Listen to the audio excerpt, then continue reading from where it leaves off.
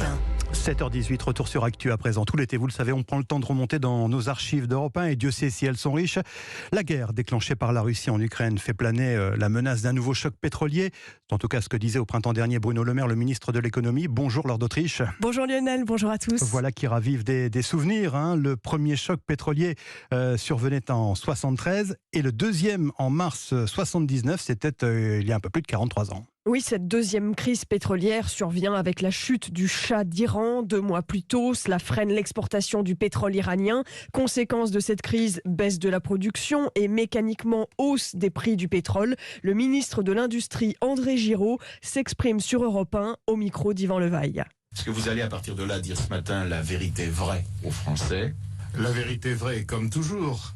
Je ne veux pas cacher aux Français que la situation n'est pas rassurante pour l'avenir. Nous devons économiser l'énergie. En France, le prix de l'essence et du gaz augmente de 15% au cours de l'année 79 et le fioul augmente de 37%. Les pays industrialisés réfléchissent à investir plus rapidement dans des énergies de substitution, comme le raconte le journaliste Jean-Pierre Joulin 3 mois plus tard sur Europe 1. Il faut développer des énergies de substitution, notamment l'énergie électronucléaire, et relancer la production de charbon.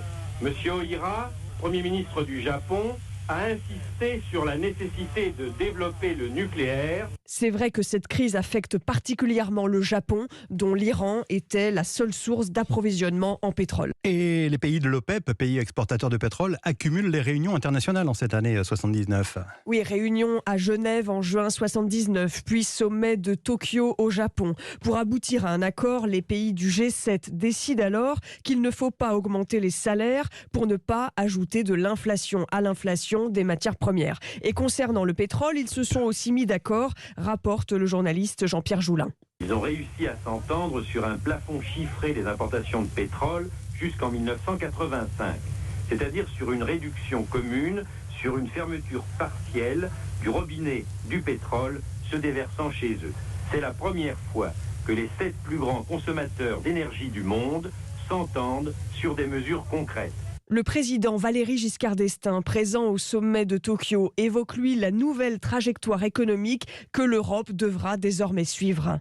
Tracer le nouveau chemin, celui d'une croissance économisant l'énergie, une croissance plus sobre. Et pour les pays producteurs de pétrole, en particulier l'Arabie Saoudite, l'augmentation du prix du baril se traduit à l'époque par des recettes importantes qui permettent de moderniser les infrastructures, mais aussi d'investir dans le tourisme et le secteur financier partout dans le monde. Merci Lord d'Autriche, on vous retrouve demain. Restez avec nous, votre